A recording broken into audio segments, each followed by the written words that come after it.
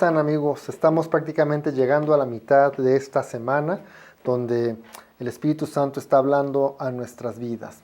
Vamos a continuar con la lectura de este pasaje de Apocalipsis referente a las iglesias.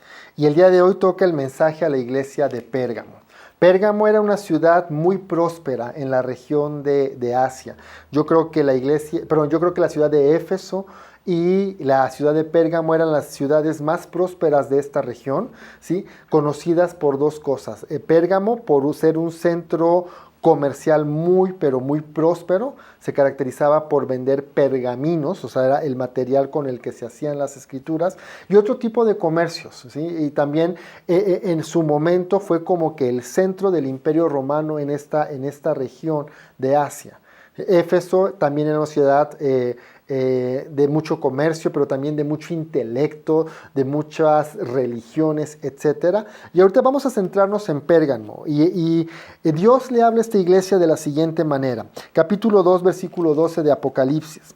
Escribe al ángel de la iglesia en Pérgamo. Así dice el que tiene la espada aguda de doble filo. Yo sé dónde vives y dónde está el trono de Satanás. Sin embargo, te mantienes fiel a mi nombre y no has negado mi fe, ni siquiera cuando Antipas, mi testigo fiel, lo mataron en esa ciudad donde vive Satanás. Pero tengo algunas cosas contra ti. Tienes contigo a los que se aferran a la doctrina de Balaam, el que enseñó a Balac a poner tropiezo a los hijos de Israel y hacerlos comer de lo sacrificado a los ídolos y de caer en inmoralidad sexual. También tienes contigo a los que se aferran a la doctrina de los nicolaitas. Así que arrepiéntete, de lo contrario vendré a ti con la espada de mi boca y pelearé contra ellos. El que tenga oídos, que oiga lo que el Espíritu dice a las iglesias. Al que salga vencedor, le daré a comer del maná escondido y le daré también una piedrecita blanca.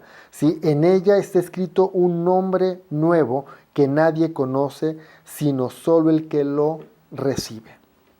Ese es el mensaje, es un mensaje bastante fuerte, porque está hablando el que tiene la espada aguda de doble filo en su boca. Es Jesús mismo, ¿sí? Dice el libro del Evangelio de Juan, en el principio era el verbo era con Dios y el verbo era Dios. O sea, Dios mismo está hablando a esta iglesia con la palabra de su poder y le dice, te mantienes fiel a mi nombre. Era una iglesia que se mantenía fiel a pesar de la adversidad. Yo me llego a preguntar, ¿cuántos de nosotros vamos a poder permanecer fieles hasta la muerte, hasta el final? Se avecinan tiempos muy difíciles para la iglesia. Yo no te puedo precisar cuándo va a suceder esto. Lo que sí creo es lo que está escrito. Y está escrito que viene persecución en contra de la iglesia como nunca antes la hemos vivido. ¿Cuántos de nosotros vamos a poder permanecer fieles hasta el final? Y yo observo aquí una clave para poder permanecer fiel hasta el final. Y la clave es no mezclar la palabra de Dios. Mantenernos firmes en la palabra de Dios. Por eso Él se manifiesta a esta iglesia como la espada aguda de doble filo. Porque la palabra de Dios es lo que es capaz de destruir argumentos que se levantan en contra del pensamiento de Cristo. En contra de lo que está establecido de la palabra. Es palabra contra palabra.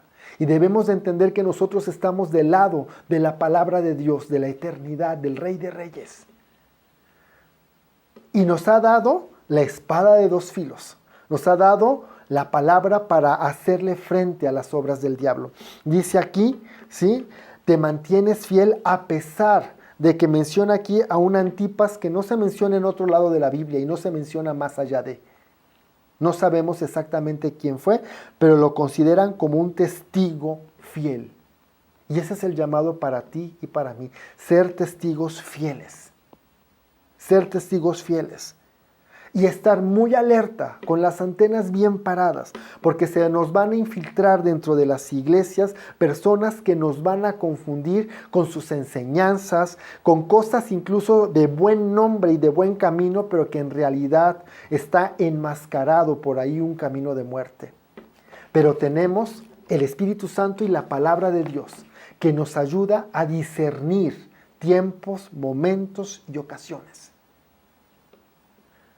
Dice aquí, ¿sí? Gente que se aferra a estar confundiendo a los hijos de Dios. Gente que está mezclando ideologías dentro de la iglesia. Aguas, es una advertencia en este tiempo.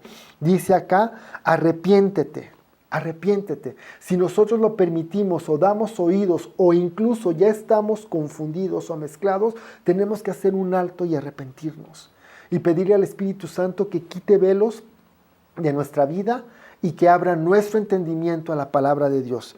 Dice aquí, al que venciere. Fíjate bien, dos cosas impresionantes. Al que venciere. Número 1, nos va a dar de comer del maná escondido, de su palabra, de los tesoros escondidos en la palabra de Dios, que nos van a vivificar, que va a ser como un alimento que cuando no comemos y después de que pasamos muchas horas sin comer o quizá un tiempo más prolongado y comemos algo y decimos, qué rico, así va a ser. El alimento escondido de la palabra de Dios que nos va a vivificar hasta lo más profundo de nuestro ser. Y dice aquí, una piedrecita blanca.